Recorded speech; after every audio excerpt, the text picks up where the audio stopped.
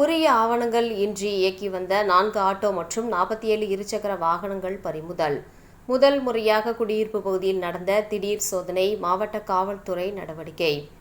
கோவை மாவட்ட காவல் கண்காணிப்பாளர் கார்த்திகேயன் உத்தரவின் பேரில் குற்ற நடவடிக்கை தடுப்பு நடவடிக்கைக்காக டிஎஸ்பி சிவக்குமார் தலைமையில் 75 காவலர்கள் அறிவொளி நகர் பகுதியில் உள்ள குடியிருப்பு பகுதியில் திடீர் சோதனை மேற்கொண்டனர்.